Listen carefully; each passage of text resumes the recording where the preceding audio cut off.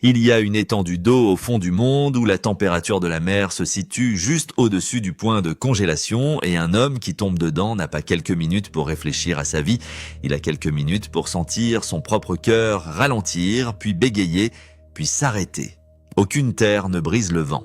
Aucun port n'attend à l'horizon, il n'y a que le froid, l'obscurité et la longue houle qui arrive de 1000 kilomètres de rien. Et certaines nuits, quelques heures avant une aube grise, les hommes qui exploitent ces eaux disent avoir vu quelque chose bouger sous la surface. Pas une baleine, pas un poisson, quelque chose de pâle. Quelque chose d'énorme, quelque chose qui lorsqu'ils trouvèrent enfin un mot pour cela n'était pas du tout un mot pour désigner un monstre. Ils cherchent le mot qu'ils utilisent pour eux-mêmes. L'océan austral est la mer la plus solitaire de la planète et ce n'est pas une exagération poétique, c'est un fait géographique mesurable.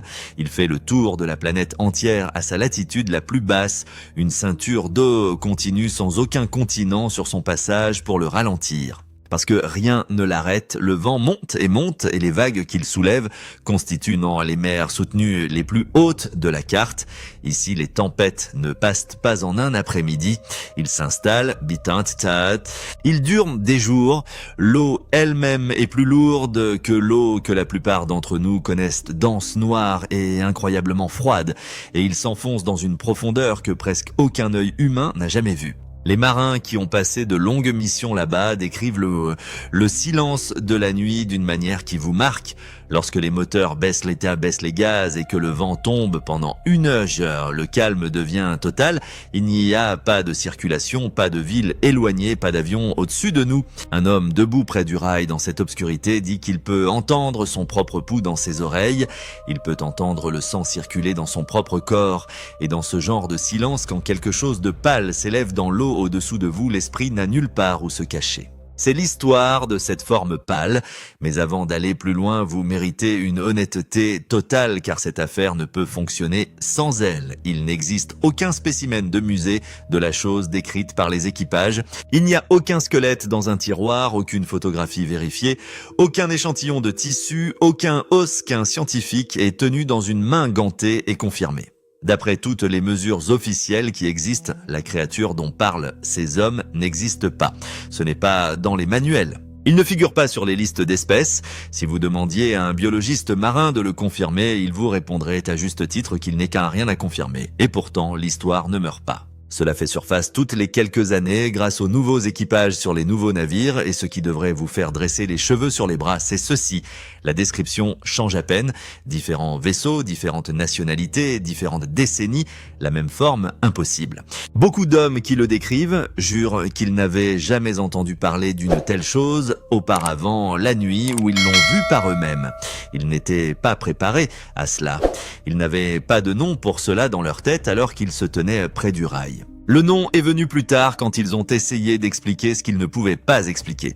Ce nom est Ningen. C'est un mot japonais qui ne signifie pas bête. Cela ne veut pas dire Léviathan. Cela ne signifie pas kraken ou serpent ou aucun des vieux mots que les marins ont toujours utilisés pour désigner les choses dans les profondeurs. Ningen signifie simplement humain. Être humain lorsque les équipages ont finalement décidé comment appeler le pâle géant dans l'eau.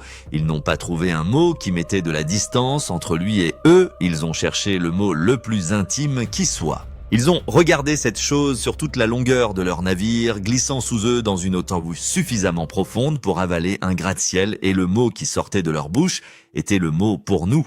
Restez assis avec cela un instant car ce seul choix de nom est tout l'enjeu de cette affaire. Une fois que vous appelez une chose un être humain, vous avez déjà raconté l'histoire. Vous avez planté une image qu'aucune explication calme et rationnelle ne parvient jamais à faire ressortir complètement. On peut vous dire que c'était de la glace. On peut vous dire que c'était un effet de lumière et un cerveau fatigué. Et une partie calme de vous imaginera toujours un visage, donc cette vidéo ne prétendra pas prouver que le Ningen est réel. Ce n'est pas le travail ici. Le boulot, c'est de vous mettre sur l'eau noire, aux côtés des hommes qui disent l'avoir vu, pour parcourir ce qu'ils décrivent est un détail froid à la fois de la même manière qu'un détective parcourt un dossier, séparer ce que la géographie permet réellement de ce qu'elle ne permet certainement pas. Et de nous asseoir à la fin sur la seule question qui maintient cette légende vivante à travers les années les océans et les langues. Que peut-il y avoir là-bas dans une mer que nous avons à peine visitée? Et pourquoi, parmi toutes les formes qu'elle pourrait prendre, nous ressemble-t-elle autant? Pour comprendre l'histoire, il faut d'abord comprendre le lieu, car le lieu est à moitié vrai. Nous aimons imaginer que l'océan est cartographié. Ce n'est pas. De vastes étendues de fonds marins au fond du monde restent complètement vierges. Un frottis de profondeur estimées et des suppositions éclairées. Nous disposons de cartes détaillées de qualité photographique des cratères à la surface de la Lune, à 1/4 million de kilomètres de distance. Nous y sommes allés à pied. Nous avons un drapeau planté dans la poussière. Et pourtant, il existe des tranchées et des bassins dans l'océan austral qu'aucun instrument n'a jamais correctement étudiés. Plus d'êtres humains se sont tenus sur la plus haute montagne de la Terre que ne sont descendus dans les parties les plus profondes de la mer. Laissez cela pénétrer. Le sommet que nous considérons comme l'ultime réalisation humaine attire plus de visiteurs que le bas de notre propre planète.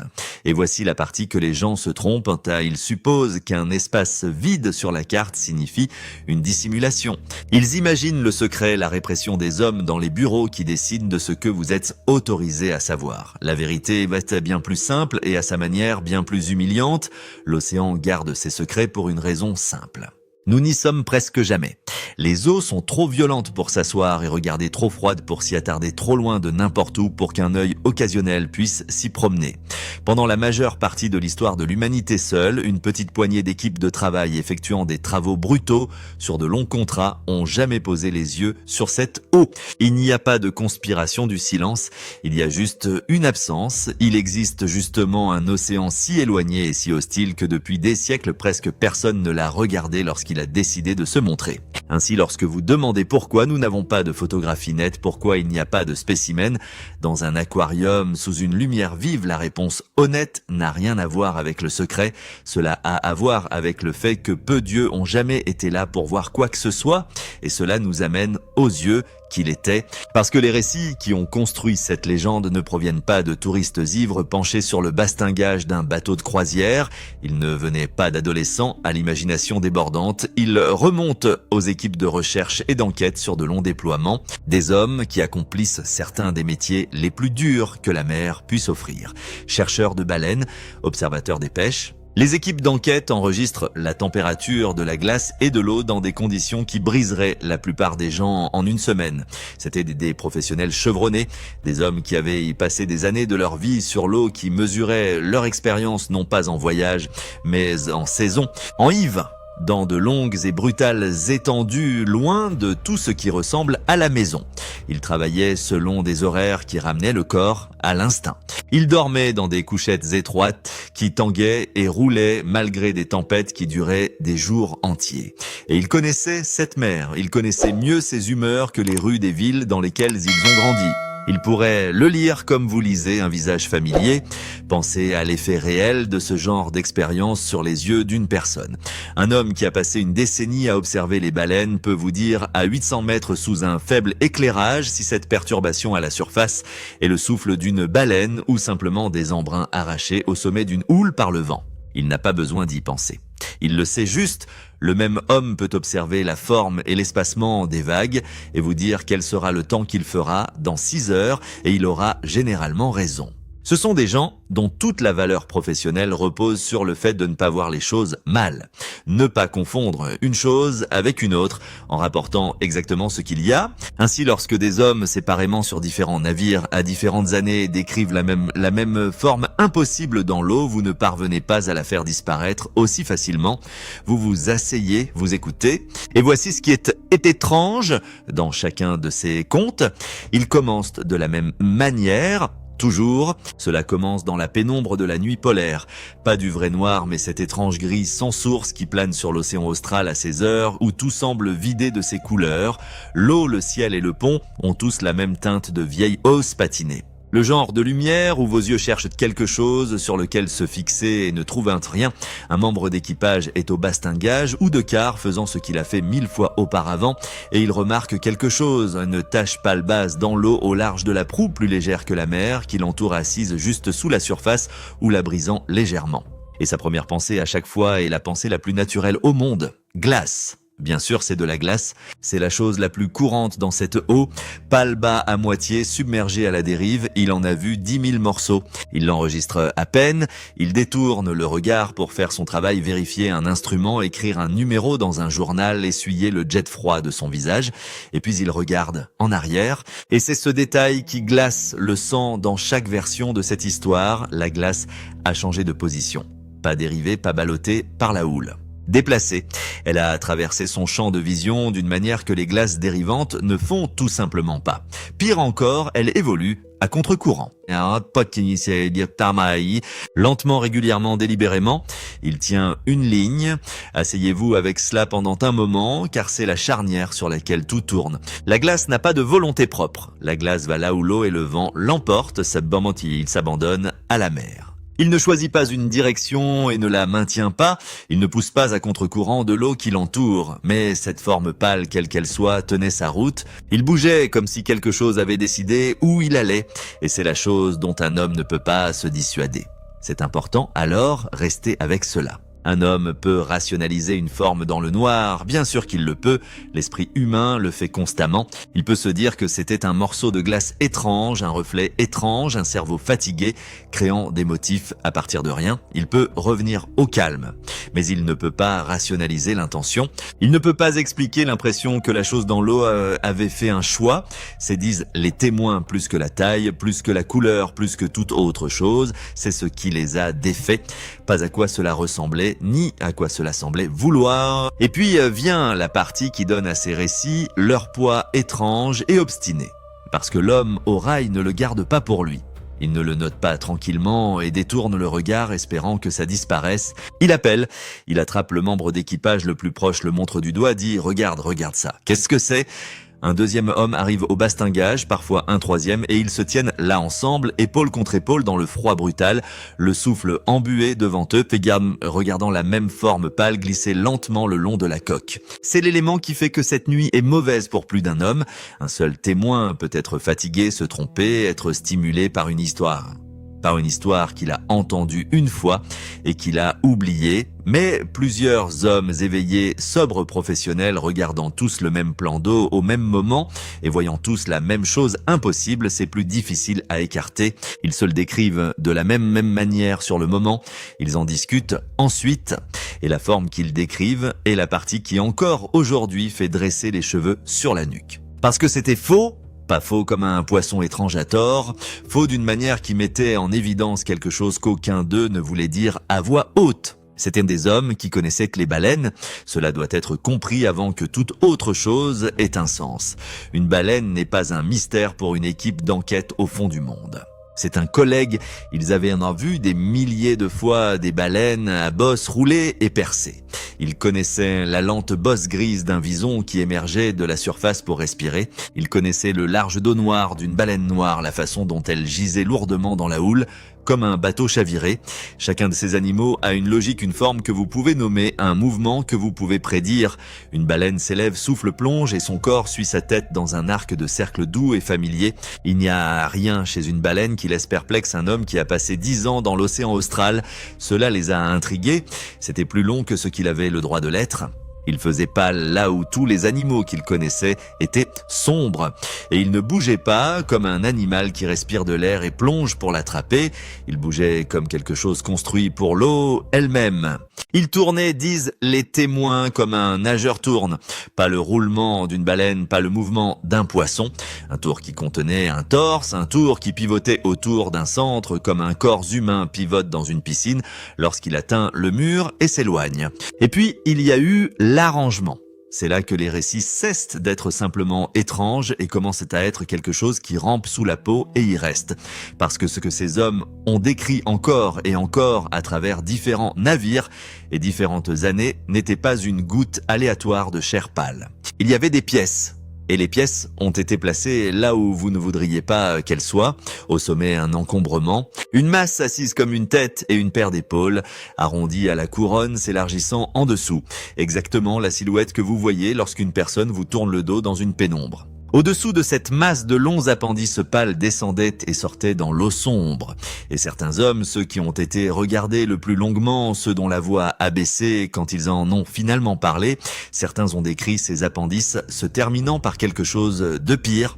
Une main, 5 doigts pâles répartis dans l'eau, et dans les versions les plus effrayantes, cette main n'était pas immobile.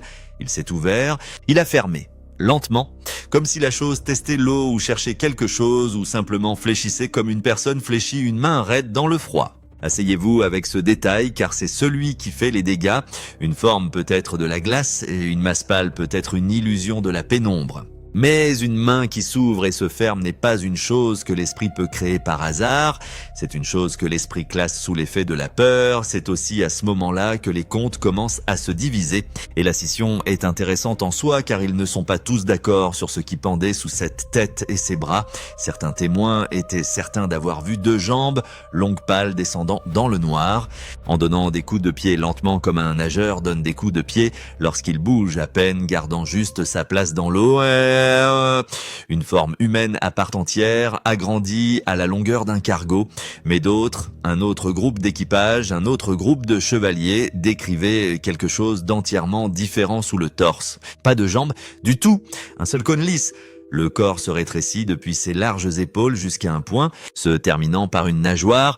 Toute la moitié inférieure fusionnait en une seule queue puissante. Une forme de sirène si vous voulez le mot, même si aucun homme sur ces ponts n'aurait prononcé un mot aussi doux à ce moment-là. Et puis il y a les quelques récits que presque personne ne veut répéter, les témoins qui se sont rapprochés, ceux dont le navire dérivait suffisamment près ou dont l'angle était juste, qu'ils disent avoir vu l'avant de la chose, le visage. Et ils décrivent un visage avec les yeux tournés vers l'avant. Pas sur les côtés de la tête, la façon dont les yeux d'un poisson sont posés, avant. Les 2 yeux sont tournés dans la même direction, la façon dont les yeux d'un prédateur sont semblables à ceux d'un humain, et dans le pire de ces récits, les yeux ne regardaient pas la mer d'un air vide, ils se tournèrent, ils trouvèrent les hommes près du rail. Et pendant un long moment figé, la chose dans le regard se retourna vers les gens qui la regardaient. Maintenant, éloignez-vous du pont pendant un moment, car pour comprendre cette légende, il faut comprendre d'où elle vient réellement. Et la piste est plus trouble que les croyants ne veulent l'admettre, car malgré toutes les discussions des équipages d'enquête des navires de recherche et des professionnels chevronnés, le Ningen n'est pas arrivé au monde via un journal de bord, un rapport gouvernemental ou un article scientifique. Il est arrivé via un écran. Ces histoires ont commencé à se répandre au milieu des années 2000 sur Internet au Japon. Passer d'utilisateur anonyme à utilisateur anonyme aux petites heures de la nuit, la forme classique de la chose était toujours la même. Quelqu'un connaissait quelqu'un, un parent qui avait travaillé sur un bateau dans l'extrême sud, l'ami d'un ami qui était allé là-bas et qui est revenu changer, un homme qui avait vu quelque chose qu'il ne décrirait pas en détail, qui se taisait chaque fois que cela se présentait, qui le portait comme un poids. Et à chaque récit, l'histoire grandissait. Un nouveau détail ici, une image plus nette là-bas. La main qui ouvre et ferme, les yeux qui se tournent, la longueur qui s'est glissée de 20 mètres à 30 mètres au fur et à mesure que les témoignages se multipliaient. C'est ainsi que les légendes respirent et grandissent dans le noir et les Ningen respiraient et grandissaient plus vite que la plupart. Mais voici la partie qui compte. Le fait le plus important de tout le phénomène. Et il se cache à la vue de tous. Le nom s'est attaché presque instantanément, avant les photos, avant les disputes, avant que quiconque n'essaye de l'expliquer. La chose avait déjà un nom. Et le nom était The Hook, parce qu'au moment où vous appelez quelque chose Ningen, au moment où vous cherchez le mot qui signifie être humain, vous avez déjà raconté l'histoire, vous avez déjà planté l'image. Vous avez déjà décidé, avant que toute preuve ne soit évaluée, que la chose dans l'eau froide n'est pas du tout une bête, mais quelque chose de bien pire, quelque chose qui porte notre forme. Et une fois que ce mot est dans ta tête, aucune explication rationnelle ne parvient jamais à le retirer complètement. On peut vous dire que c'était de la glace, on peut vous dire que c'était un jeu de lumière, une tache de mousse, un cerveau fatigué qui cherche un modèle, et une partie calme de vous verra toujours un visage dans l'eau. C'est le génie de la légende, et c'est aussi sa grande faiblesse. Le tout tient en un seul mot. Enlevez le nom, appelez cela une palmasse dérivante, et la peur s'en échappe. Laissez le nom en place et ça ne lâche jamais prise. Alors, où en est-on de l'affaire supprimer les forums et l'ami d'un ami et le lent gonflement de l'histoire et vous vous retrouvez avec deux arguments qui s'opposent sur le pont d'un navire dans le noir. Les croyants ont une seule carte et c'est plus fort que ce que les sceptiques aiment admettre. Cohérence, parce que voici la chose qui refuse véritablement d'être écartée. Témoins épars sur différents navires, dans différentes années, séparés par les océans et les langues, et le simple fait qu'ils ne se soient jamais rencontrés. Continuer à atterrir sur la même forme, même couleur pâle impossible, même vaste longueur, même disposition. Une masse au sommet comme une tête et des épaules, membres longs en dessous. La logique indubitable d'un corps construit comme le nôtre, et le croyant pose la question qui devrait vous faire réfléchir si ce n'était que de l'imagination. Rien que des yeux fatigués et des esprits effrayés. Pourquoi l'imagination continue-t-elle à construire exactement le même monstre ? Pourquoi n'erre-t-il jamais ? Pourquoi toujours la forme humaine ? Jamais un tentacule, jamais un serpent, jamais mille autres choses que l'obscurité pourrait évoquer.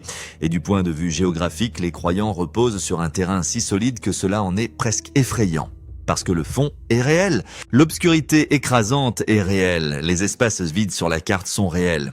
Et la science elle-même continue d'admettre discrètement que l'océan cache des géants dont nous ignorions l'existence. Le calmar géant a été une fable pour les marins pendant des siècles jusqu'à ce qu'un corps soit finalement échoué. Les requins qui brillent dans les eaux noires ont été découverts de notre vivant. De nouvelles baleines, nouveaux poissons, de nouvelles choses sans aucun nom sont encore extraites des profondeurs. Donc dire que l'océan austral pourrait cacher quelque chose d'énorme n'est pas l'éloge d'un croyant. C'est presque le bon sens le plus simple. Mais, et c'est ici que l'affaire tourne finalement. Pouvoir se cacher n'est pas la même chose que se cacher. Et l'écart entre ces deux phrases est exactement là où le ninja s'effondre. Parce que les profondeurs peuvent cacher presque tout. Il peut cacher un animal de 60 pieds dans une eau sans lumière qu'aucun œil humain ne pourra jamais atteindre. Ce qu'il ne peut pas faire, c'est cacher un humanoïde de 30 mètres nageant à la surface bien en vue à côté d'un navire dans la lumière grise de l'aube.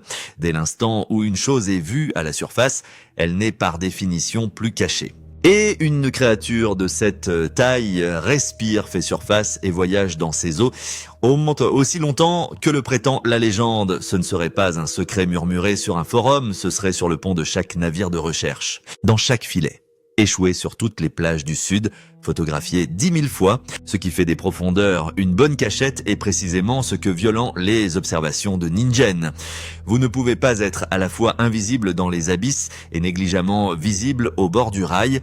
La réponse la plus probable est donc la réponse silencieuse. Glace sculptée par le vent et les vagues en une forme avec une houle comme des épaules et une crête comme une tête, dérivant dans une lumière si faible tout à la couleur d'un vieil ose et un cerveau humain câblé sur 1 million d'années pour trouver des visages dans l'ombre. Retrouver des corps dans le bruit pour ne jamais rater la forme d'une autre personne. Faire exactement ce pourquoi il a été construit. La cohérence que les croyants aiment tant ne signifie peut-être rien d'autre que le fait que l'histoire a bien voyagé. Une fois que le premier caissier a dit humain, chaque caissier a ensuite vu un humain. Les photographies restent non authentifiées. Le nom reste inexpliqué. Et le dossier, selon toutes les mesures officielles, reste clos. Et pourtant, la légende ne meurt pas. Il fait surface toutes les quelques années sur un nouveau navire, d'un nouvel équipage, dans la bouche de quelqu'un qui jure n'avoir jamais entendu ce mot avant de voir la chose, et c'est peut-être la vraie raison pour laquelle cela perdure, bien après l'explication rationnelle aurait dû l'enterrer, parce que le ninja n'a jamais vraiment concerné une créature, il s'agit des bords de la carte, les endroits où nous ne sommes pas allés. Les distances froides, sombres et écrasantes où presque personne ne regarde et presque personne ne va. Et il s'agit de la plus ancienne peur que nous portons. Non pas que quelque chose de monstrueux vive dans le noir, mais ce quelque chose dans le noir a un visage que l'on reconnaîtrait, des yeux tournés vers l'avant qui nous trouvent au rail et regardent en arrière. Et il semble, l'espace d'un instant, savoir exactement ce que nous sommes. Donc maintenant, l'affaire vous revient. Vous êtes sur le pont. Vous avez vu la pièce de caution qui aurait dû être de la glace et qui ne l'était pas. La forme qui tournait à contre-courant, la main qui s'ouvrait et se fermait dans l'eau noire. Et vous avez entendu l'explication discrète qui correspond à presque tout cela. Presque.